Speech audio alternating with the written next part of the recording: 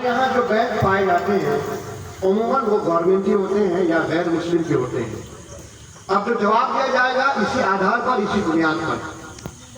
इन बैंकों में जो मुसलमान अपना पैसा रखते हैं, अपना पर्सनल हो या किसी इदारे का पैसा, फिर उससे जो जायद रकम इंटरेस्ट के नाम पे मिलती है वो सूद नहीं होती है। वो पैसा मुनाफा है, इंटरेस्ट है, मुनाफा है, वो जायज है, हलाल है। एक मुसलमान उससे बैंक से लेके अपने लिए भी इस्तेमाल कर सकता है। अगर मस्जिद की रकम वहाँ रखी हुई है तो उस पैसे को और इंटरेस्ट को लाके मस्जिद में भी लगाया जा सकता है। शुक्रिया। सुभान अल्लाह, जोर से बोले, आप लोग की मालूमात में इजाफा हो रहा है। अच्छा मुफ्ती साहब, एमएलए एमपी फंड से आई हुई रकम मस्जिद या मदरसे में लगा सकते हैं? एमपी और एमएलए फंड की जो रकम होती है वो असल में हुकूमत की रकम होती है, और हुकूमत की रकम में तमाम पब्लिक का हक होता है, और वो हमारी संस्था को, हमारे इदारे को एक फंड देती है हुकूमत। तो अब वो पैसा एक तरह का हमारा हुआ।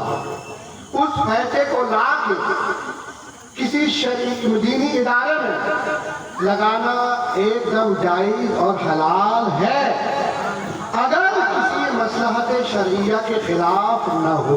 सुभान अल्लाह। मतलब क्या है कि अगर हम उस पैसे को ला के मस्जिद में लगा रहे हैं, बाद में इसका कोई गलत असर नहीं होगा कि जिस एमपी ने दिया है वो बाद में आके कहेगा कि मैं मस्जिद के अंदर जाऊंगा, या इस मस्जिद में जैसे मैं कहूँगा वैसे होगा। अगर इसका अंदेशा है तो बिल्कुल मत लीजिए, और अगर इस अंदेशे से पाक है तो उस पैसे को ला के बिलाशुबा अपने इदारे में लगाइए। बल्कि आला हजरत ने फरमाया कि ऐसा पैसा ले लेना चाहिए। अगर हम नहीं लेंगे तो वो पैसा किसी ऐसे इदारे में लग जाएगा जहाँ अल्लाह को छोड़ के दूसरी की इबादत की जाती है। इसलिए हमारा पैसा हमारे इदारे में लगने के बजाय किसी दूसरी जगह चला जाएगा।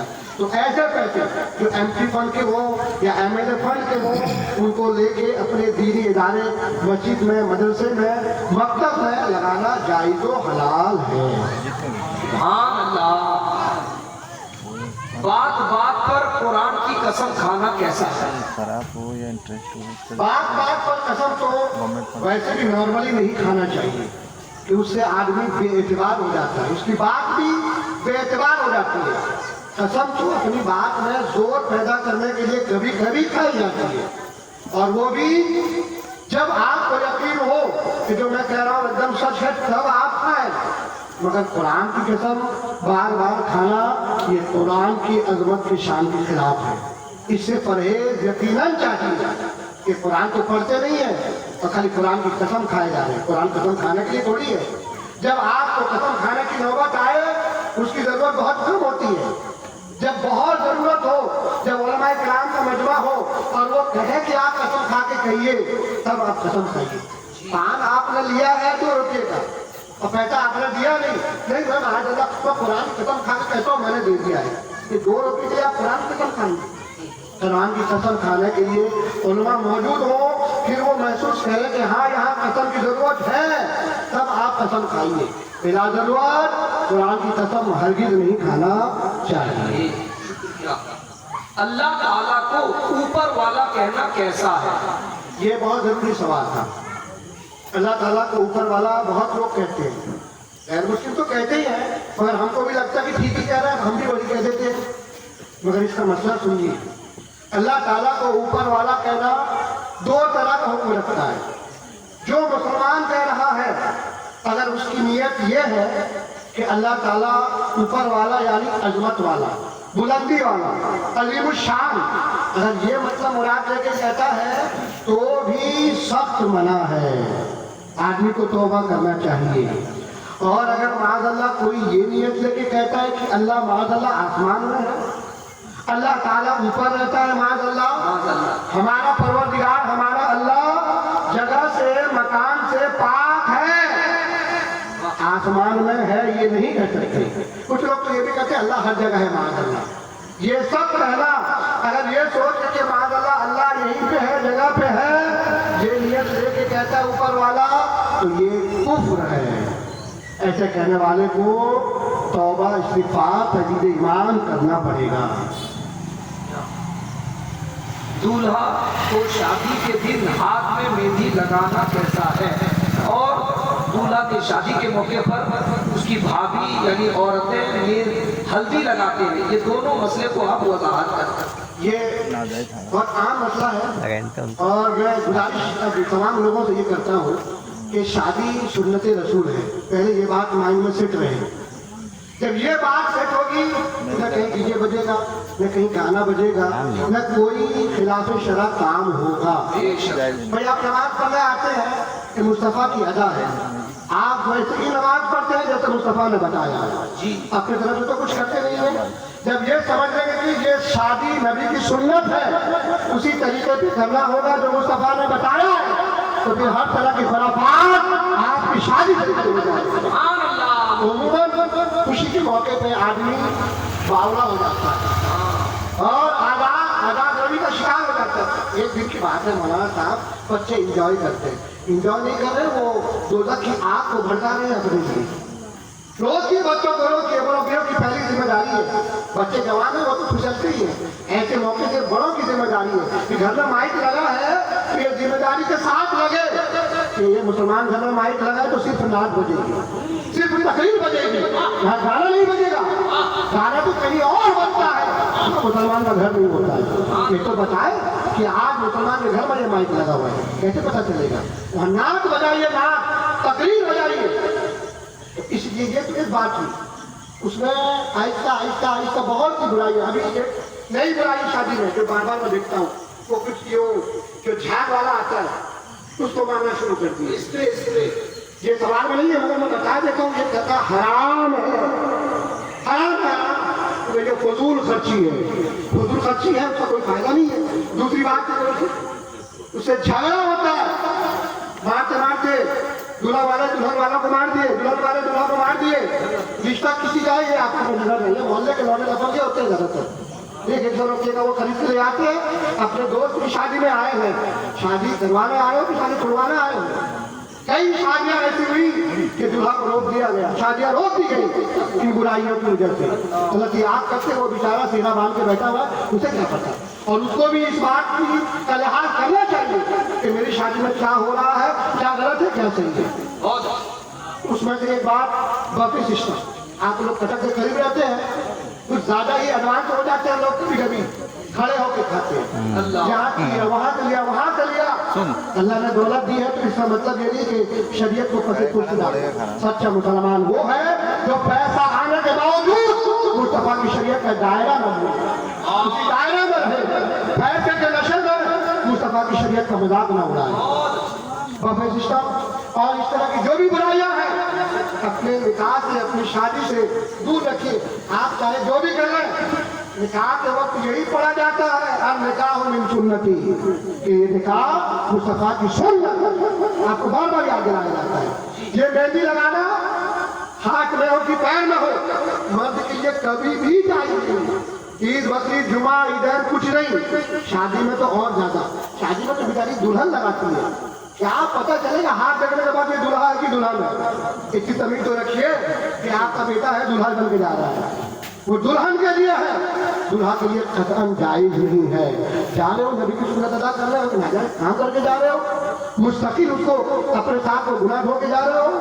मेहंदी लगाना अगर जाए तो मर्द को तो सिर्फ बालों में, सर के बाल में, दाढ़ी के बाल में आप लगा सकते हैं, हाथ में, पैर में, उंगली में, इतना सा भी लगाना जायज नहीं है। और एक मतलब और था, हल्दी लगाना। हल्दी लगाए आप, हल्दी लगाना जायज है, मगर उस वक्त लगाइए जब नमाज का वक्त न हो कि आप हल्दी लगा के जाएंगे, बदबू आएगी, जो फरिश्ते हैं उन्हें तकलीफ होगी, जो मुसलमान नमाज पढ़ने जाएंगे उन्हें बदबू से तकलीफ होगी। और यहाँ तो पता चला कि हल्दी लगा रहे हैं, असर बाद लगा रहे हैं, असर की नमाज भी गई, मगरिब की नमाज गई, इशा की नमाज गई, और इस शान से लगाते हैं कि हम नहीं लगाएंगे, भाई नहीं लगाएंगे, दोस्त नहीं लगाएंगे, औरतें गैर महरम लगाएंगे। गैर महरम औरतों का नाजायज और हराम है बात करना बिना जरूरत शरीयत। यहाँ हाथ लगाना तो और बड़ा गुनाह, फिर हल्दी लगाना तो और बड़ा गुनाह। सोचो हमारे यहाँ जो ये बदतमीजियाँ आती हैं शादियों में निकाह के बाद क्यों आती हैं? निकाह को हमने पाक रखा ही नहीं, शादी को पाक रखा ही नहीं, हर कदम पे गुनाह हुआ। उसकी वजह क्या है? वजह ये कि हमें जिनको फॉलो करना चाहिए हम उनको भूल गए, उनको देख ही नहीं रहे। ये देख नहीं रहे कि मुझे आगे मिलत की शादी में क्या हुआ था, गरीब नवाज की शादी में क्या हुआ था, आला में शादी कैसे किया था। हम ये देखते हैं कि कौन क्रिकेटर कैसे शादी कर रहा है, कौन एक्टर कैसे शादी कर रहा है, कौन फला जो नई तालीम याफ्ता वो कैसे कर रहा है। जो जो देखते हैं नए जमाने में वो कर लेते हैं, जो कुछ न लीजिए। मगर बात वही है कि ये शादी जो आप कर रहे हैं मुसलमान, ये मुस्तफा की सुन्नत है, सुन्नत के दायरे में करना चाहिए। तो ये न मेहंदी लगाइए और ना भाभीयों से हल्दी लगाइए। कुफ्ता और हल्दी आप खुद लगा सकते, या पूरी मर्द आपके उस इलाके में आपके उस हिस्से को जिसको छूना जाएगा वो उससे लगा सकता है, बाकी इसे कहाँ पर लगाइए। शुक्रिया। अभी आपने जो कहा कि बालों में मेहंदी लगा सकते हैं, अक्सर लोग बाल पक जाने के बाद काला खिजाब काले रंग करते हैं, क्या ये दुरुस्त है? बाल सफेद हो जाने के बाद काले रंग का खिजाब लगाना हराम है। उसके अलावा कोई भी रंग अपने बालों पे लगाए ये जायज और हलाल है, मगर बालों पे काला खिजाब लगाना ये हराम है। बहुत मसले खड़े होंगे उस पर। इन्विटेशन जो धात के जेवरात होते हैं पहनकर नमाज पढ़ना औरतों को कैसा है? इमिटेशन का मतलब ये है कि पहले ये समझ लीजिए मसला, इस्लामी शरीयत में मर्दों को सिर्फ चांदी की सिर्फ एक अंगूठी, और वो भी 4.5 माशा जो तकरीबन 3.5 या 4 ग्राम का होता है ना, इतनी की एक अंगूठी सिर्फ चांदी की जायज और हलाल है। और औरत सर से लेके पैर तक सोने और चांदी के जितने चाहे जेवरात पहने ये उसके लिए हलाल है। लेकिन उसके अलावा जो मेटल्स हैं जैसे तांबा, पीतल, लोहा, सिल्वर हम लोग एल्युमिनियम को कहते हैं, इन सब के जेवरात पहनना नाजायज और हराम है। ऐसे जेवरात को पहन के अगर औरत नमाज पढ़ेगी तो उसकी नमाज मकरूह तहरीमी वाजिबुल इआदा, मतलब दोबारा फिर उसको नमाज पढ़नी पड़ेगी, यानी तकरीबन नमाज उसकी नहीं होती। तो इसलिए अल्लाह ने तौफीक दी है तो सोने चांदी के जेवरात पहने, वरना क्या जरूरत है। हम अल्लाह की बारगाह में इबादत के लिए जाते हैं, उसके मुस्तफा की करीब है। हमारे लिए सबसे अच्छा जेवर यह है कि हम शरीयत की पासदारी करें, शरीयत की पाबंदी करें। जी हाँ मुफ्ती साहब, कुर्सी पर बैठकर नमाज पढ़ सकते हैं या नहीं? अगर पढ़ सकते हैं तो उसका तरीका क्या है? ये भी जरूरी बहुत जरूरी मसला है। हमारे यहाँ कुर्सी पे नमाज पढ़ने का आम रिवाज हो गया है, मसला पूरा समझ लीजिए। जिन नमाजों में कयाम फर्ज है, यानी जिनमें खड़ा होना फर्ज है, जैसे फर्ज नमाज है, ईदैन की नमाज, जुमा की नमाज वगैरह, उनमें अगर कोई बंदा खड़ा हो सकता था और खड़ा हुआ नहीं तो उसकी नमाज ही नहीं होगी। कि खड़ा होना एक रुकन है नमाज का, रुक नहीं पाया गया तो नमाज भी नहीं होगी। लेकिन अगर वाकई बंदा मजबूर है तो कुर्सी पे बैठ के या जमीन पे बैठ के नमाज पढ़ सकता है, मगर बहुत स्पेशल कंडीशन, बहुत खास वजह के साथ। तो वजह क्या है? कुल्लू सदरुल शरिया मुजाहिद मिल्लत के उस्ताद है बहान शरीफ में 4-5 लाइन में वो कंडीशन लिखी है, जिसका माहसब ये है कि अगर वाकई बंदा इतना मजबूर है कि बहुत ज्यादा जख्म हो गया तो खड़ा होगा तो जख्म जल्दी ठीक नहीं होगा, या जख्म ज्यादा बढ़ जाएगा, या जख्म से खून निकलने लगेगा, या पेशाब के कचरे आने लगेंगे, या खड़ा होकर पड़ेगा तो ठीक से तिलक और तिलावत नहीं कर पाएगा। इतनी ज्यादा मजबूरी है तो अब वो बंदा बैठ के नमाज पढ़ सकता है। और जब बैठ के नमाज पढ़ेगा तो उसको सजदा करने की और जरूरत नहीं है। जमीन पे बैठे पलटी मार के चक्का मार के बैठे, या जैसे बैठ सकता है सादा में बैठता वैसे बैठे, जमीन पे बैठ के नमाज पढ़े। अब कुर्सी पे एकदम लास्ट में अगर जरूरत हो कि बंदा ऐसा है कि अब ये घुटने में तकलीफ ज्यादा है, अब पैर मोड़ नहीं सकता, तो अब बेचारा मजबूर है कुर्सी में बैठ के नमाज पढ़ेगा। अगर नीचे बैठ सकता है फिर कुर्सी में बैठ रहा है, उलमा ने मना फरमाया कि ऐसा ना करें, नमाज तो हो जाएगी मगर अल्लाह के घर में आके बिना जरूरत कुर्सी पे बैठने का मतलब इसमें थोड़ा तरफ़्फ़ुर है, अपने आप को बड़ा समझना है। तो इसलिए उलमा ने मना फरमाया कि एकदम जब बहुत सख्त जरूरत हो उस वक्त कुर्सी में बैठ के नमाज पढ़िए, और जब मस्जिद में आए तो कुर्सी जरा छोटी रखिए, जब जरूरत हो तो कुर्सी जरा छोटी है, बहुत चौड़ी है, इस पर तो बहुत फराका से आदमी बैठता है, इतने की नहीं मस्जिद में जितनी कम जगह घेरे आप उतना ज्यादा बेहतर है। आप आए एक जगह ले लेंगे, पता चला कि 700 और 500 आदमी खड़े हो सकते, उससे दूसरों को तकलीफ हो जाती है। इसलिए छोटी कुर्सी रखें, ये वाली नहीं तो सीट पे ऐसे बैठ सके और कम जगह में, ताकि अल्लाह के घर में आप आए तो इज्जत उनके साथ आए, वहाँ जितना झुकेंगे अल्लाह आपको उतना उठाएगा। इसलिए तो कहा जाता है कि सजदा वो है कि जहाँ पे जाके बंदा अल्लाह से सबसे ज्यादा करीब होता है। ये सजदा आदमी को झुकाता है तो फिर अल्लाह उसको उठा देता है। इसलिए अल्लाह के घर में आइए तो झुके नहीं है, तवाज़ो इंतज़ार के साथ आइए। तो कुर्सी में बैठने में थोड़ा तरफ़्फ़ुर है, अपने आप को बड़ा समझना है, तो इससे परहेज कीजिए। लेकिन जब बहुत सख्त जरूरत हो तब कुर्सी में बैठ कर नमाज पढ़ सकते हैं। मैयत को गुस्ल दिलाने वालों पर क्या गुस्ल करना वाजिब है? अक्सर जगह ये मामला जो लोग मैयत को गुस्ल दिलाते हैं उन पर कभी भी गुस्ल वाजिब या गुस्ल बिल्कुल नहीं करना। उनके कपड़े में अगर गुस्ल का पानी गिरा है, नापाक पानी गिरा है तो बहुत ज्यादा हो वो कपड़े बदल देते हैं। बाद दफा उसमें पानी भी नहीं गिरा होता है तो कपड़ा बदलने की जरूरत पड़े। नहाने की जरूरत तो कतई भी नहीं है, अगर कोई नहाता है तो अच्छी बात है, और अगर मौसम ऐसा है कि नहाना ठीक नहीं है तो मत नहाइए। कपड़ा बदल के बहुत ज्यादा हो तो कपड़ा बदल के जनाजे की नमाज पढ़ लीजिए। उनको नहलाने के बाद ये जो नहाने वाला कॉन्सेप्ट है कि ऐसा लगता है कि ऐसा बताते हैं कि वो नापाक था, तुम उसको छू के उसको नहला के तुम उसको नापाक हो गए। अपने मुर्दे का एहतराम कीजिए, उसको बदनाम न कीजिए, उसकी जगहसाई मत कीजिए। उसको वो मुसलमान है, हमारे ही दरमियान का है, उसको उसके साथ इस तरह का सुलूक हरगिज़ नहीं किया जाना चाहिए। तो ये मतलब है कि उसको नहलाने के बाद आप पर गुस्ल वाजिब नहीं होता। अच्छा, औरत का जनाजा गैर महरम कब्र में उतारते हैं, क्या ये दुरुस्त है? दुरुस्त है, जायज है कि उसमें पर्दा होता है, कफन का बहुत मोटा कपड़ा होता है, और जो कब्र में जाते हैं वो तो जरूरतन जाते हैं, तो इसमें कोई मसला नहीं है, उसको जाकर उतार सकते हैं। बेहतर है कि उसके अपने लोग जाए ताकि कोई ऐसी वैसी बात हो तो वो लोग एडजस्ट भी करें, और अगर वो लोग नहीं जा पाते कोई दूसरे लोग जाते हैं उसमें कोई दिक्कत की बात नहीं।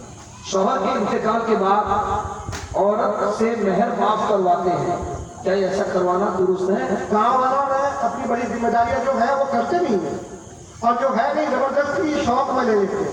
भाई उसका शौहर मरा है, पैसा उस औरत का है, आपको क्या पड़ी है आप जाके माफ करवाए?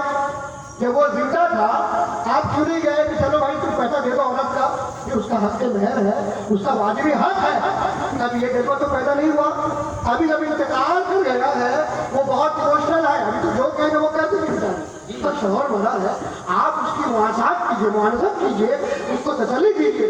चले गए लाश के पास धुला के रख दिए, औरत को पकड़ के 10-20 औरतें लेके आती हैं, और बस्ती के लोगों का मजमा होता है, वो औरत जो कभी घर से बिक्री नहीं होती है उसे कोई नहीं देखा होता है, आज ला के पूरे मोहल्ले वालों को दिखा देते हैं, और बात क्या होती है कि महर का पैसा माफ कर, क्यों भाई कोई जबरदस्ती है?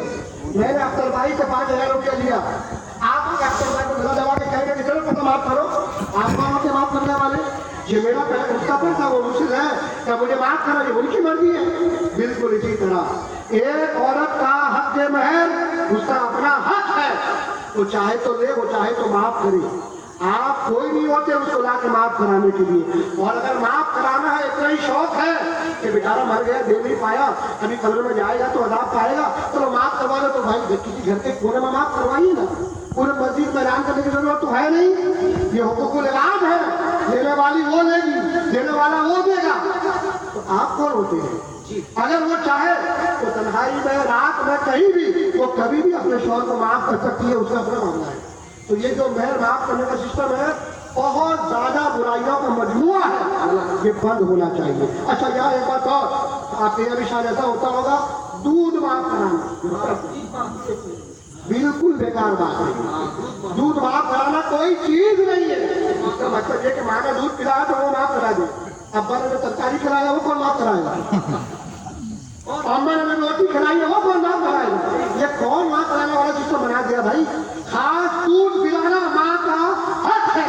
कुरान में अल्लाह ने फरमाया वल वालिदातु युर्दिअना औलादहुन्ना हौलैन कामिलैन, माओ पर जरूरी है कि वो अपने बच्चों को 2 साल तक दूध पिलाए। कुरान में हुक्म दे दिया गया, माँ तो वो हक अदा कर रही है।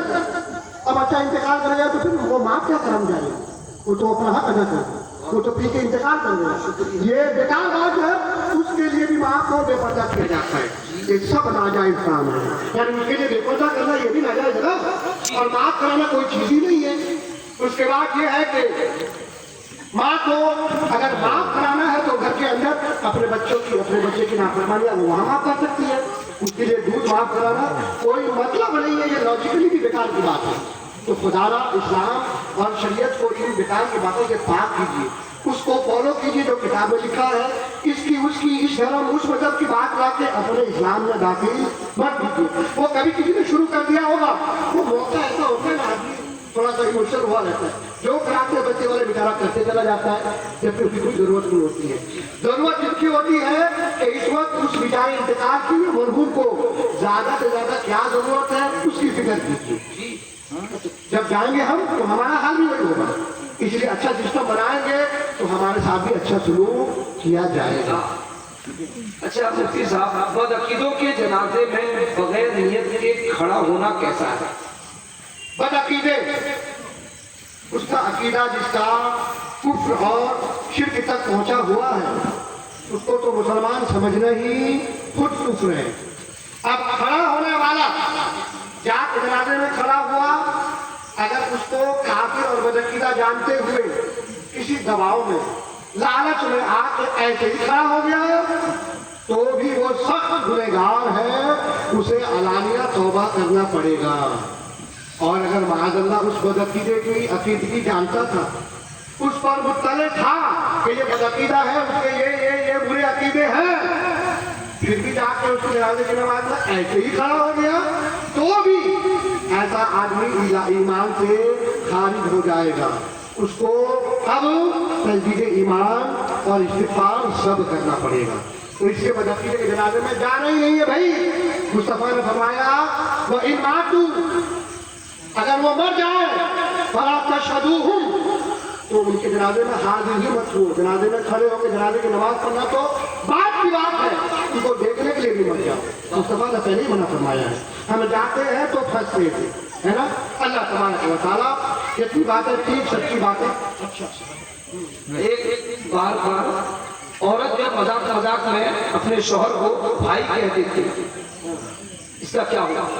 मजाक में जो भाई कहती है उसका कोई मसला नहीं है, और अगर वो उस इंटेंशन से कहेगी हुर्मत वाले मसले को लेकर, फिर हुर्मत मुताहरत का मसला भी आ सकता है। उसकी बहुत खास सिचुएशन है, बहुत कंडीशंस है, उसके साथ उससे बात की जाएगी, उसकी बात उसका इरादा पूछा जाएगा, फिर उस पर कोई हुर्मत मुताहरत वाला हुक्म लगाया जाएगा, वरना नॉर्मली ऐसा कह देने पर कोई हुक्म नहीं लगेगा। और एक सवाल आखिरी है, और आपसे गुजारिश है, आप भी सवाल कर सकते हैं, लेकिन आज आप सवाल बनाइए, हमको पेश करेंगे, फिर अगले प्रोग्राम में वो सवाल पेश किया जाएगा। आखिरी सवाल ये है आप, ये चांद की शहादत के लिए गांव-गांव में लड़ाई हो जाती है, इमाम मुक्तदियों में बराए मेहरबानी इसकी वजाहत करें, क्या चांद की शहादत जरूरी है?